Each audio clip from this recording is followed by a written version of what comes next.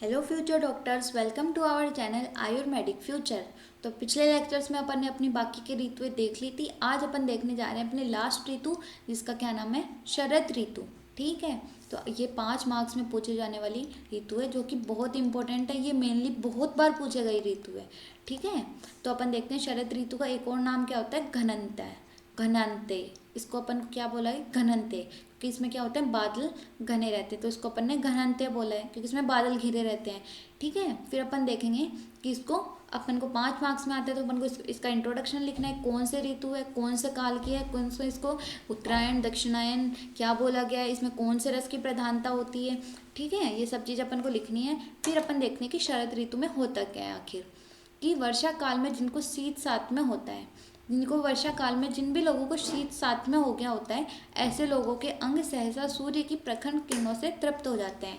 मतलब वर्षा काल में जिसको भी शीत साथ में हो जाता है, ऐसे लोगों को सूर्य की जो प्रखर किरणें होती हैं, मतलब जो तेज किरणें होती हैं, ऐसे लोगों का उससे क्या हो जाता है, तृप्त हो जाता है। उनके अंग क्या हो जाते हैं, तृप्त हो जाते हैं, मतलब खुल जाते हैं। ठीक है, इस ऋतु में क्या होता है, जो पित्त, वर्षा ऋतु में जो पित्त संचित हो गया होता है, उसमें शरद ऋतु में वो क्या हो जाता है, प्रकुपित हो जाता है। तो इसमें अपन को याद करना है कि पित्त का प्रकोप कौन सी ऋतु में होता है, शरद ऋतु में होता है। ठीक है, फिर अपन देखते हैं इसमें सेवनीय आहार विहार कैसा है, मतलब इस ऋतु में अपन को कौन सा आहार विहार का सेवन करना चाहिए। ठीक है, तो फिर अपन देखते हैं कौन सा, मधुर तिक्त रस, कौन से रस का सेवन करना है अपन को, मधुर और तिक्त रस का। क्योंकि अपन ने देखा है कि जो अपनी शरद ऋतु आती है उस टाइम पे अपन को क्या है, कुछ तीखा खाने का मन करता है, उसी कारण से अपने क्या हो जाते हैं, बहुत सारे पिंपल्स, स्किन रिलेटेड डिसीज हो जाती हैं। ठीक है, तो अपन को इसमें क्या करना है, मधुर और तिक्त रस का सेवन करना है। ठीक है, लघु गुण आहार लेना है और शीतल आहार लेना है अपन को। ठीक है, जो ठंडा आहार होता है, और लघु हल्का आहार लेना है। पित्त को शांत करने वाले अन्नपान, मात्रा पूर्वक भोजन, मतलब जो पित्त को, इस ऋतु में क्या होता है, पित्त प्रकोपित रहता है, तो अपन को कैसा आहार करना है, जो पित्त को कम करे। तो पित्त को कम करने वाला आहार विहार लेना है और मात्रा पूर्वक भोजन लेना है। जो अपन ने देखा था कि हेमंत ऋतु में, उसमें अपन ने क्या बोला था कि अपन को प्रमित नपा तुला भोजन नहीं लेना है, पर अपन ने शरद ऋतु में क्या देखा है कि मात्रा पूर्वक भोजन लेना है। इसमें घनांत्य में मांसाहारियों को लावा, कपिंजल या उर्प, मतलब इन सब मांस, जो भी नॉन वेज खाने वाले हैं उसको इन ऋतु में कौन से पशु पक्षियों का खाना है, लावा, कपिंजल, उग्र, मतलब इन अपन को इनका मांस सेवन करना है, क्योंकि ये मांस क्या होता है, लघु होता है, और ये पशु पक्षी क्या होते हैं, विचरण करने वाले होते हैं, तो इनका मांस क्या होता है, लघु होता है। चावलों का सेवन करना है, जौ, गेहूँ। ठीक है, तिक्त घृतपान, विरेचन, रक्त मोक्षण।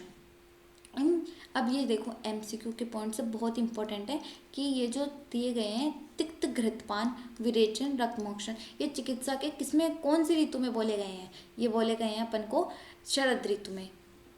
अपन को क्या कराना है, विरेचन करवाने के लिए रक्त मोक्षण, मतलब कि जो लीच थेरेपी होती है, जो किसी के पिंपल्स हो जाते हैं उससे अपन को रक्त मोक्षण करवाना है, मतलब कि लीच थेरेपी करवानी है, तो उसके लिए सबसे बेस्ट ऋतु कौन सी है, अपनी रक्त मोक्षण की है। विरेचन करवाने के लिए भी, और घृतपान, तिक्त घृतपान के लिए भी कौन सी ऋतु बेस्ट है, अपनी शरद ऋतु बेस्ट है। तो ये एमसीक्यू है, बहुत अच्छा एमसीक्यू यहाँ से बनता है कि तिक्त घृतपान, रक्त मोक्षण और विरेचन कौन सी ऋतु में बताया, तो ये शरद ऋतु में बताया।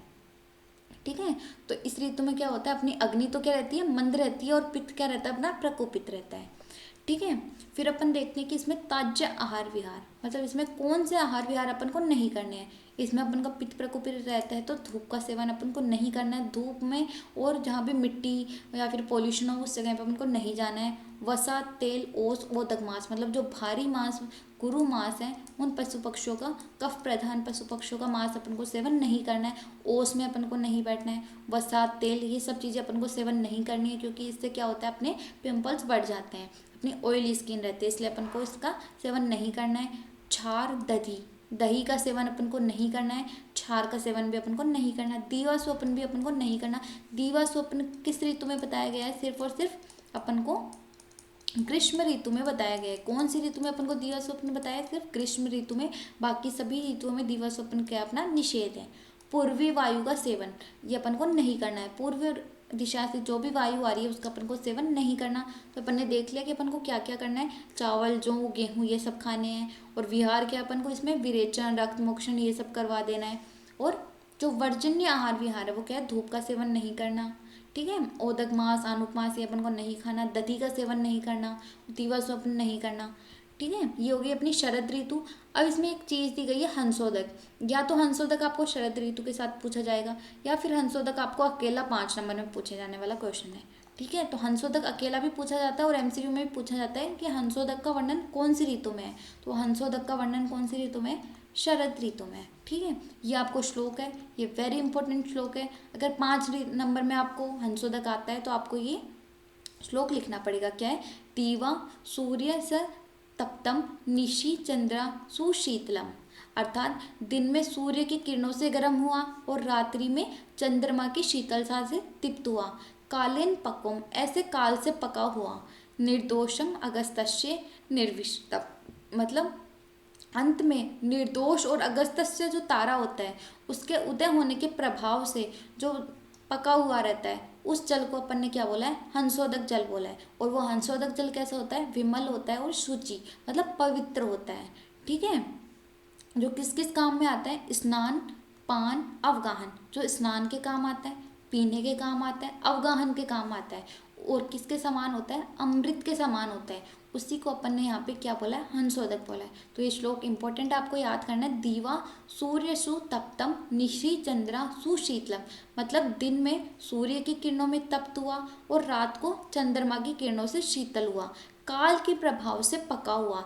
निर्दोष अगस्तस्य अनविकृतम, मतलब निर्दोष और अगस्तस्य तारे के प्रहर में उदय होने के प्रभाव में पका हुआ। ऐसा जल क्या कहलाता है? हंसोदक जल कहलाता है। जो क्या होता है? विमल होता है और सूची होता है। ठीक है, पवित्र होता है। और वो किस किस काम आता है? स्नान के, पान के, अवगाहन के काम आता है और अमृत के समान होता है। ऐसे जल को अपन ने क्या बोला है? हंसोदक बोला है। तो ये पूछा जाता है कि स्नान, पान, अवगाहन किस किस काम आ रहा है? स्नान के, पान के और अवगाहन के काम आ रहे हैं।